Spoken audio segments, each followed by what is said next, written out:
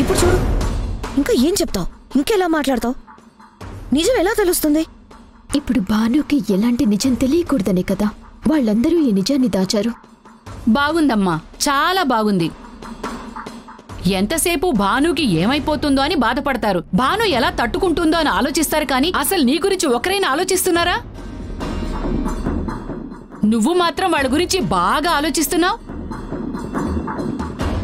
ఈ రోజు ఎవరో అడ్రస్ లేని అనామకుడు నీ మెళ్ళో తాళి కట్టాడు, నిన్ను మోసం చేసి వదిలేశాడు అని ఒక కట్టు కథ, ఒక పిట్ట కథ చెప్పారు. దాని ఆవిడిగారు కూడా నమ్మిందే. అక్కడితో వదిలేసింది కాబట్టి సరిపోయింది. తీరా వాడెవడో చెప్పండి, తీసుకురండి అంటే మన పరిస్థితి ఎలా ఉండేది? అందుకే ఏం చెప్పాలో తెలియక నన్ను నేను తిట్టుకుంటున్నాను. పెద్దమ్మ, ఏం మాట్లాడుతున్నావు నువ్వు? ఏంటే, నీ గదిలో మాట్లాడే స్వాతంత్రం కూడా లేదా?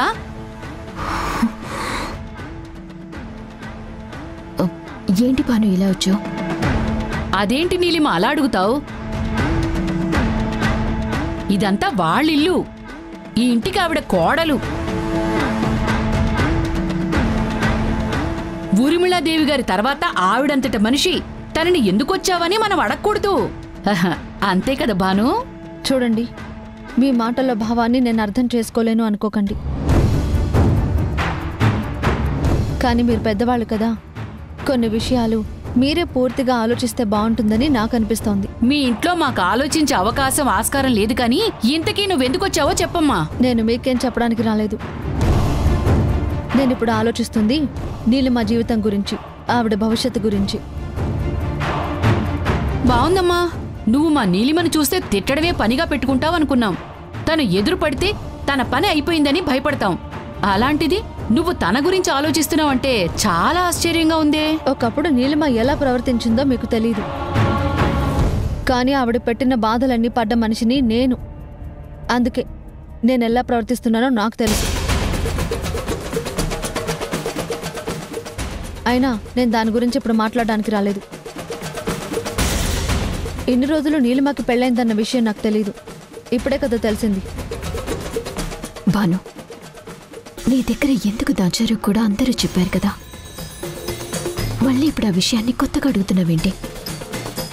అక్కడ చెప్పిన మాట మీద నమ్మకం కుదరలేదా? ఇక్కడికొచ్చి మళ్ళీ అడుగుతున్నావు? నేనిప్పుడు మిమ్మల్ని నిలదీయాలనో గొడవ పెట్టుకోవాలనో ఇక్కడికి రాలేదండి. మీరు నీలిమని సొంత కూతుర్లా చూసుకుంటున్నారు. స్నేహ తన సొంత చెల్లిలా చూసుకుంటుంది. మీకు నీలిమ అంటే ఎంత ఇష్టమో మీ మాటల్లో నాకు అర్థమవుతుంది. అందుకే నీలిమ భవిష్యత్తు గురించి ఆలోచించి ఒక మాట చెప్పాలనుకుంటున్నాను. ముందు ఏం చెప్పాలనుకుంటున్నారో అది చెప్పండి. చూడండి, నీలిమ ఇన్ని రోజులు ఇక్కడ ఉంది అంటే ఒక స్నేహితురాల్లా ఉంది. అంతవరకు ఎలాంటి అభ్యంతరం లేదు. కానీ ఇప్పుడు నీలిమకి పెళ్ళై తన భర్త కూడా తనని వదిలేశాడని తెలిసింది. అలా ఎందుకు వదిలేస్తారు? మనస్పర్ధలు వస్తేనే కదా మగవాడు ఆడదానికి దూరం అయ్యేది. అవునమ్మా, ఈ విషయం బాగా చెప్పావు.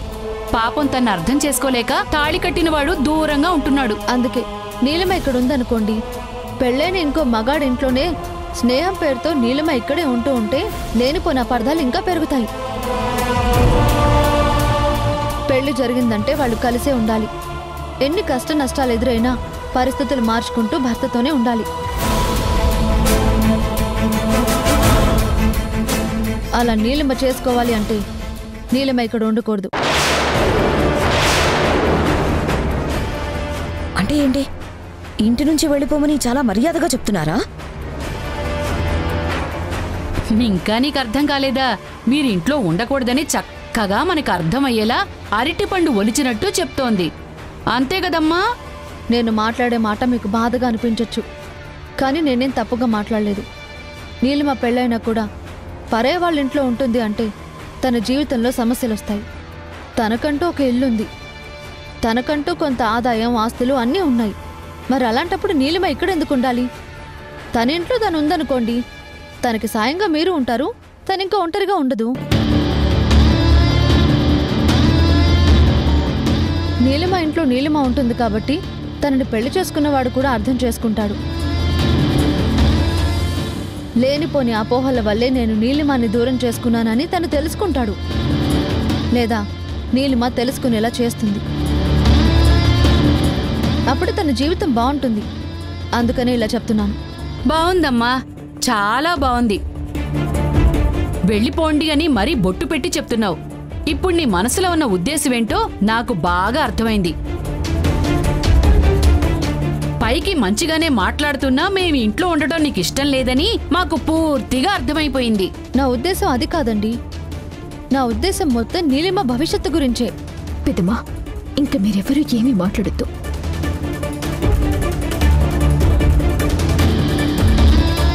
చూడు బాను, నువ్విదంతా నా గురించి ఆలోచిస్తున్నావని నాకు అర్థమైంది.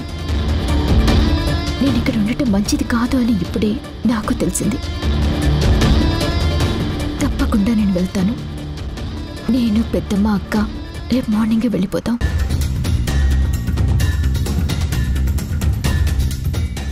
నేను ఎక్కడుండాలో ఎలా ఉండాలో కూడా నిర్ణయం తీసుకున్నాను. తప్పకుండా అలాగే ఉంటాను. నీలిమా, అది కాదు. నువ్వు చెప్పాను కదా మీరెవ్వరూ మాట్లాడొద్దని.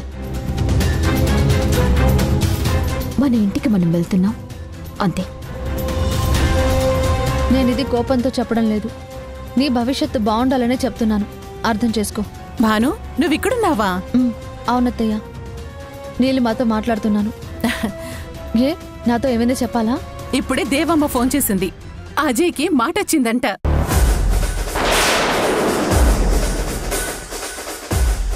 తనిప్పుడు శుభ్రంగా మాట్లాడుతున్నాడని, ఇదివరకులాగే కోలుకుంటున్నాడని ఎంతగానో మురిసిపోతూ ఫోన్ చేసి చెప్పింది. ఈ మాట నీకు కూడా చెప్పమంది. ఎవరైనా బాగున్నారు అంటే సంతోషించే మొదటి మనిషి నువ్వే కాబట్టి నీకు చెప్పమని చెప్పి మరీ చెప్పింది. అజయ్కి మాటొచ్చిందంటే తన పరిస్థితికి కారణం నేనేనని దేవమ్మకి చెప్పి ఉంటాడు. ఇప్పుడు నా పరిస్థితి ఏంటి? పోనీలేండి అత్తయ్య, చాలా మంచి మాట చెప్పారు. పాపం చెట్టంత కొడుకు అలా అయిపోయినందుకు దేవం ఎంతగానో బాధపడింది. ఇప్పుడు తన బాధ తీరింది కదా.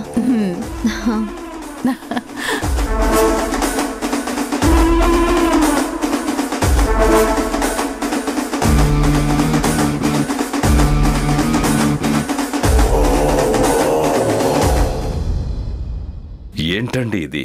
గవర్నమెంట్ ఒక ప్రాజెక్ట్ ఇస్తుంది అంటే అది తన సొంత ప్రయోజనాల కోసం కాదు, ఊరి ప్రయోజనాల కోసం ఇస్తుంది. మేమందరం ఎంతో కష్టపడి దోసపాడుకి ప్రాజెక్ట్ వచ్చేలా చేశాం. ఇప్పుడు ఆ ప్రాజెక్టుకి అడ్డుపడ్డమేంటి? వినడానికే చాలా ఆశ్చర్యంగా ఉంది. అయినా ఊరు బాగుపడాలని ఊళ్ళో ఉన్న వాళ్ళందరూ కోరుకోవాలి. అలాంటిది అక్కడి మనుషులే అడ్డుపడుతున్నారంటే దాన్ని చూస్తూ ఎలా ఊరుకుంటాం? మీరేం భయపడకండి. రేపే నేను అక్కడికి బయలుదేరి వస్తున్నా. ఆ ప్రాజెక్ట్ అయ్యేంత వరకు అక్కడే ఉంటాను. ఎవరు అడ్డుకుంటారో ఎలా ఆపుతారో నేను చూస్తాను. ఉంటాను. ఏంటన్నయ్యా అంత సీరియస్ గా మాట్లాడుతున్నారు? ఏమైంది? ఏముందమ్మా, 10 మందికి మంచి జరుగుతుందంటే ఏడ్చే మనుషులుంటారుగా. దోసపాడులో కూడా అదే జరుగుతోంది. రేయ్, అసలు విషయం చెప్పకుండా మిగిలింది చెప్తావేంట్రా? అదేరా, గవర్నమెంట్తో మాట్లాడి దోసపాడు డెవలప్మెంట్ కోసం ప్రాజెక్టు తీసుకొచ్చాంగా. దానికి అన్ని అనుమతులు వచ్చాయి. వాటికి ఈక్వేషన్స్ కూడా జరిగిపోయాయి. ఇప్పుడు కరెక్ట్గా పని మొదలయ్యే సమయానికి కొంతమంది మా స్థలం నుంచి రోడ్డు వెళ్ళాలి, ఆ స్థలం ఇవ్వమని అడ్డు చెప్తున్నారు.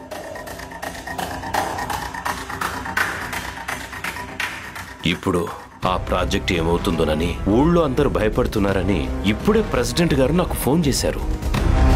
డిస్ట్రిక్ట్ రెవెన్యూ ఆఫీసర్గా నేనే అక్కడుండి ఆ పనంతా పూర్తి చేయాలని నేను అనుకుంటున్నాను.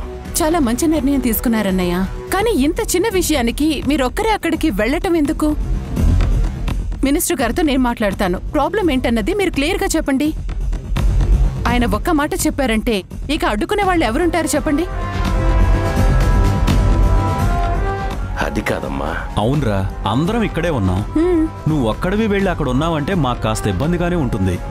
అయినా నువ్వు వెళ్లాల్సిన అవసరం ఏముంది? మినిస్టర్ గారితో మాట్లాడితే పనులు అవే జరిగిపోతాయి కదా. ఇబ్బంది పెడుతున్న వాళ్ళ పేర్లేంటో చెప్పు, వెంటనే ఫోన్ చేద్దాం. లేదురా, పెద్దవాళ్లు ఫోన్ చేసినా ఇలాంటి గద్దెలు ఎలా అడ్డుపడాలో అలాగే అడ్డుపడతారు. ముందు మినిస్టర్ గారి దగ్గర సరే అంటారు, ఆ తర్వాత వాళ్ళు ఇంకో మార్గాన్ని ఎంచుకుంటారు. వాళ్ళకి అవకాశం ఇవ్వకూడదు అంటే నేను అక్కడ ఉండాలి. నేను డిస్ట్రిక్ట్ ఆఫీసర్ని కాబట్టి ఎలాంటి గొడవలు జరగకుండా నేను చూసుకోగలుగుతాను. నా డ్యూటీ నేను చేస్తాను. మరీ అంత అవసరం అయితే అప్పుడు చెప్తాను. రేపొద్దున్నే నేను బయలుదేరుతాను. మరొక్కసారి ఆలోచించండి నాన్న. ప్రాబ్లం మీరే చెప్తున్నారు కదా, అక్కడికి వెళ్ళి ప్రాబ్లం పెద్ద చేసుకోవడం ఎందుకు? ఇక్కడి నుంచో మాట్లాడితే సరిపోతుంది అనుకుంటే మీరు ఇక్కడే ఉండండి.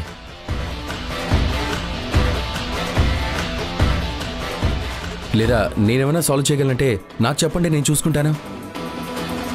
మీరు అనవసరంగా శ్రమ తీసుకోకండి నాన్న.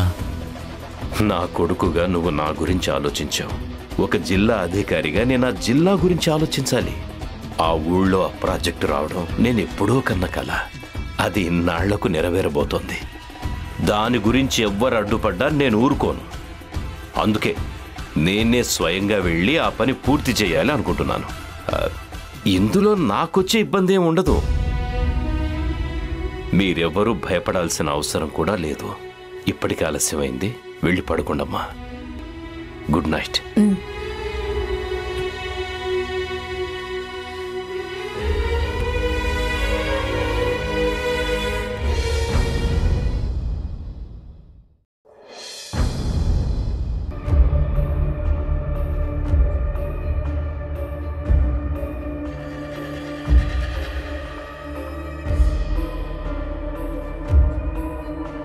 అన్నా, జూబ్లీ హిల్స్ వెళ్ళాలొస్తారా? అలా అంటే ఎలా తెలుస్తుంది మేడం? అడ్రస్ ఉండాలి లేదా గూగుల్ మ్యాప్ పైన ఉండాలి మేడం. అడ్రస్ నా దగ్గర లేదు, కానీ జూబ్లీ హిల్స్లోని ఊర్మిళ గారి ఇల్లు అంటే ఎవరైనా చెప్తారు. ముందు అక్కడికి వెళ్ళాలి. అటునుంచి కనుక్కొని వెళ్దాం. ఏంటి మేడం, హెల్త్ బాగాలేనట్టుంది, అలా దగ్గుతున్నారు? ముందు మీరు వెళ్ళాల్సింది హాస్పిటల్కి మేడం.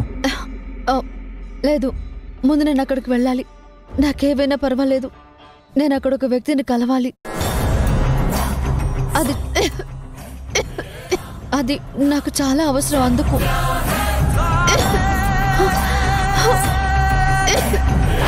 అయ్యో మేడం, బ్లడ్ వస్తుంది madam. Madam madam madam madam ఏమైంది? అయ్యో ఎవరైనా రండి. మురారి, మీరు బాధపడాల్సిన అవసరం లేదు. రాధ ఫోటో డీటెయిల్స్ నేను ఎస్పీ గారికి పంపించాను. డిపార్ట్మెంట్ మొత్తాన్ని అలర్ట్ చేసి తనని వెతికించమని చెప్పాను. తను ఎక్కడున్నా సరే వెంటనే నాకు ఫోన్ చేసి చెప్పమన్నాను. ఆయన కూడా హెల్ప్ చేస్తానన్నారు. సో 1-2 రోజుల్లో రాధ ఆచూకీ తప్పకుండా మనకు తెలుస్తుంది. చాలా థ్యాంక్స్ పార్థు, నా వల్ల మీ అందరికీ ఇబ్బంది కలుగుతున్నట్టుంది. భలేవారే మురారి గారు, మేమెప్పుడూ అలా అనుకోము. మాకు ప్రాణమైన మా భానుని మీరు కంటికి రెప్పలా చూసుకున్నారు. తనని మళ్ళీ మాకు అప్పగించారు. అప్పుడే కదా మా ఇంట్లో నవ్వులొచ్చాయి. అలాంటిది మీరు బాధపడుతుంటే మేమందరం చూస్తూ ఎలా ఊరుకుంటాం చెప్పండి? మీరందరూ ఎంత మంచివారండి. భాను మాకు రాధలా పరిచయమైన తర్వాత భాను అని తెలిసినా మేమందరం షాక్ అయ్యాం. కానీ మళ్ళీ ఈరోజు మీ వల్లే రాధ ఆచూకీ తెలుసుకోగలుగుతున్నాం. రాధ మావయ్య ఒక్కటవుతారనే నమ్మకం నాకొచ్చింది.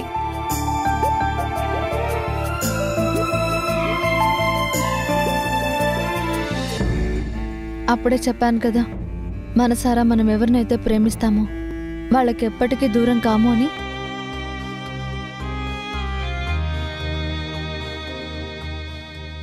మురారి గారు ఏంటో, రాధ మీద తనకున్న అభిమానం ఏంటో మొత్తం తెలిసిందాన్ని నేను. అందుకే ఆ నమ్మకంతో చెప్తున్నాను. రాధ కాదనుకుని ఎంత దూరం వెళ్ళిపోయినా, తన రాతలో మురారి గారు లేరు అనుకుని తప్పించుకోవాలి అనుకున్నా తనెక్కడికి వెళ్ళలేదు. తప్పకుండా మురారి గారిని కలుస్తుంది అన్న నమ్మకం నాకుంది.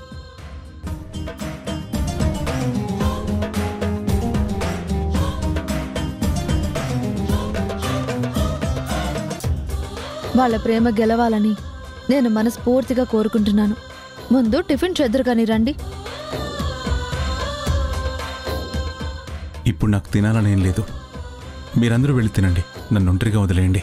మిమ్మల్ని ఒంటరిగా వదిలేయడానికి కాదండి మేము ఇన్ని ప్రయత్నాలు చేస్తుంది.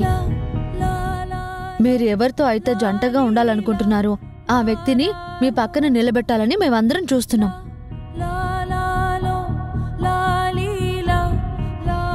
రాధ గురించి ఆలోచిస్తూ తినడం మానేస్తే మీ ఆరోగ్యం ఏమవుతుంది? చెప్పాను కదా, తప్పకుండా తనకు అనిపిస్తుంది అని. మీరు ఇలా దిగాలుగా ఉండకూడదు. నా మాట వినండి.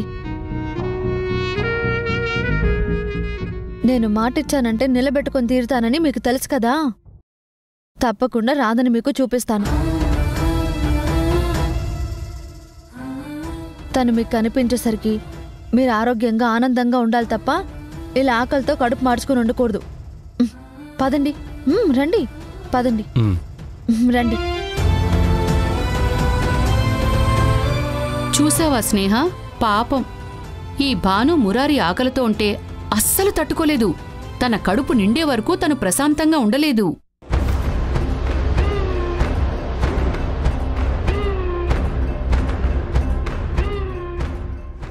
నేనేం తప్పుగా లేదు బాబు. మీ కళ్ళతో మీరే చూశారు కదా. ఆయనేదో తను ప్రేమించిన అమ్మాయి గురించి తలుచుకుంటూ కూర్చున్నాడు. ఇంటికి అతిథులొచ్చారంటే టైంకి కాఫీ ఇస్తాం, వంట రెడీ అయిందని తినడానికి పిలుస్తాం. నాకు ఆకలిగా లేదు అంటే సరే అని ఊరుకుంటాం. కాని ఇంతలా బ్రతిమిలాడుకుని అంతలా బుజ్జగించి ఎవరూ పెట్టరు బాబూ. కాని భాను మాత్రం మురారి విషయంలో అంత తేలిగ్గా వదిలేలా లేదు. తను ఆకలితో ఉంటే ఈ అమ్మాయి తట్టుకోలేదు అంటున్నాను. నేనేం తప్పుగా మాట్లాడలేదు బాబూ. ఏంటమ్మా, మనకెందుకొచ్చిన విషయం ఇది? వాళ్ళ ఇంటి సంగతి వాళ్ళు చూసుకుంటారు. అనవసరంగా మనం మాట్లాడితే మళ్ళీ మరోలా అనుకుంటారు. అది కాదే, ఇన్ని రోజులు ఇంట్లో ఉన్నాం కదా, ఈ ఇంటి మంచి కోరుకున్నాం. ఉప్పు తిన్న విశ్వాసం మనకైనా ఉండాలి కదా. అందుకే జరుగుతుంది చూసి మనసు కనిపించింది చెప్తున్నాను. తప్పుగా ఏమీ చెప్పలేదే. ఎలాగో రేపటి నుంచి మనం ఉండం కాబట్టి మనం వెళ్ళాక చెప్పేవాళ్ళు ఎవరుంటారు చెప్పు? అదేంటి మీరెక్కడికి వెళ్తున్నారు? మా ఇంటికి మేము వెళ్ళిపోతున్నాం. ఈ ఇంట్లో మాకు స్థానం లేదని తెలిసాక వెళ్ళిపోవాలి కదా. నీలిమ మిమ్మల్ని ఇక్కడికి తీసుకొచ్చినప్పుడే చెప్పింది కదా మీరు కూడా మాతో కలిసి ఉంటారని. మరి ఇప్పుడేంటి ఇలా కొత్తగా మాట్లాడుతున్నారు? నిజమే బాబు, నీలిమ మమ్మల్ని తీసుకొచ్చేసరికి ఈ ఇంట్లో భాను లేదు కదా. అందుకే మీరందరూ కూడా మీ మనుషుల్లాగే మమ్మల్ని ఉండమన్నారు. కానీ భాను వచ్చాక ఇంట్లో పరిస్థితులు మారిపోయాయి కదా. అందుకే మేం వెళ్ళిపోతున్నాం. అంటే ఏంటి మీ ఉద్దేశం? ఇందులో దాచడానికి ఏముందండి? రాత్రి నుంచి జరుగుతున్న విషయం మీకు తెలియదనుకుంటా. భాను మా దగ్గరకొచ్చి మీరు ఇంట్లో ఉండడం మంచిది కాదు, అయినా ఈ ఇంటికి మీకు ఏంటి సంబంధం, వెళ్ళిపోని అని చెప్పింది. వెళ్ళండి అని అన్నాక కూడా ఉండడం కరెక్ట్ కాదు కదా. ఏంటి, నా భాను మిమ్మల్ని వెళ్ళిపోమని చెప్పిందా? తనలా ఎప్పుడు చెప్పదే. చూడు బాబు, ఆ అమ్మాయి మీద నీకెంతో ప్రేముంది కాబట్టి తనలా మాట్లాడదు అని నువ్వనుకుంటున్నావు. కానీ నువ్వంతలా ప్రేమిస్తున్నావు. తను నీ దగ్గర అన్ని విషయాలు చెప్పలేదని ఇప్పుడు నీ మాటలతోనే నాకు అర్థమవుతోంది. నువ్వన్నట్టుగా మా మొహం మీద మీకు ఇంట్లో స్థానం లేదు, మీకిక్కడెవరూ అన్నం పెట్టరు, ఈ గదిలో మీరు ఉండడానికి వీల్లేదు, మీరు గుమ్మం బయట చెప్పుల్లాగే ఉండాలి అని ఆ అమ్మాయి ఏమీ చెప్పలేదు బాబూ. కాని మా దగ్గరకొచ్చి ఈ ఇంటికి మీకు ఏవిడి సంబంధం, ఇక్కడ మీరెందుకుంటున్నారు, నీలిమని ఎందుకిక్కడ ఉంచుతున్నారు, మీరందరూ ఇక్కడి నుంచి వెళ్ళిపోవాలి కదా అని శుతిమెత్తగా చెప్పుతో కొట్టినట్టుగానే చెప్పింది బాబూ. కాని కర్మ ఏమిటంటే తనలా చెప్పిందన్నా ఎవ్వరూ నమ్మరు. కొట్టిందని చెప్పడానికి దెబ్బలు కనిపించవు. అదే కదా మా బాధ కూడా. ఏదైతేనేమి ఇక్కడ మేం ఉండకూడదు అన్నారు. మేం వెళ్ళిపోతాం బాబూ. వస్తాం బాబూ. ఇన్ని రోజులు మీరందరూ మమ్మల్ని ఎంతో అభిమానంగా చూశారు. ఆ జ్ఞాపకాల్ని తలుచుకుంటూ ఇంకా మా దారి మేం చూసుకుంటాం. పదమ్మా.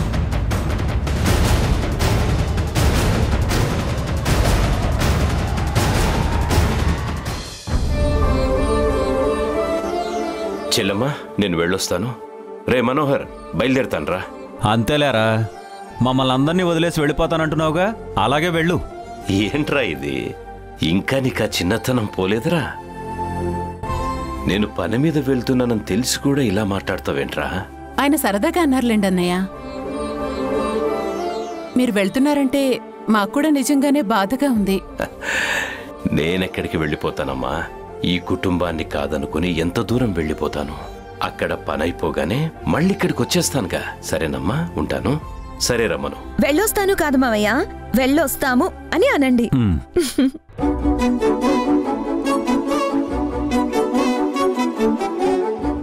అదేంటమ్మా? అదేనన్నా, మిమ్మల్ని ఒంటరిగా మేము పంపించడం లేదు. మీతో పాటు నేను చాంద్రి కూడా వస్తున్నాం. ఎందుకురా మీరు? ఆ పల్లెటూరులో మీరేం చేస్తారు? మీకు ఇక్కడ ఆఫీస్ అవి ఉన్నాయి కదా, ఇక్కడే ఉండి పనులు చూసుకోండి. మావయ్య, ఇక్కడ పనులు చూసుకోవడానికి మేమందరం ఉన్నాం. అయినా ఇప్పుడు ల్యాప్టాప్ చేతిలో ఉంటే చాలు, వర్క్ ఎక్కడి నుంచి అయినా జరిగిపోతుంది. అది కాదు బాబు నా ఉద్దేశం. నాన్న, ఇది మేమందరం ఆలోచించి తీసుకునే నిర్ణయం. మీరొక్కరే ఊరు వెళ్తున్నారని రాత్రి అన్నయ్య నాతో చెప్పాడు. అప్పుడే అన్నయ్య నేను మాట్లాడుకున్నాం. మిమ్మల్ని ఒక్కరిని పంపించకూడదు, మీకు సహాయంగా అన్నయ్య కూడా రావాలి అని.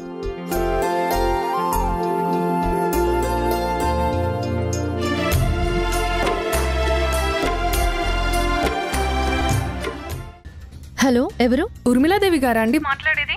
అత్తయ్య లోపల ఉన్నారండి. నేను తన కోడల్ని మాట్లాడుతున్నాను. మీరెవరు? నేను ఇక్కడ సిటీ హాస్పిటల్ నుంచి మాట్లాడుతున్నానండి. ఇక్కడ ఒకరు మీ గురించి అడిగారు. ఒకసారి ఆ ఫోటో మీకు వాట్సాప్లో పంపిస్తాను. సరే, సెండ్ చేయండి.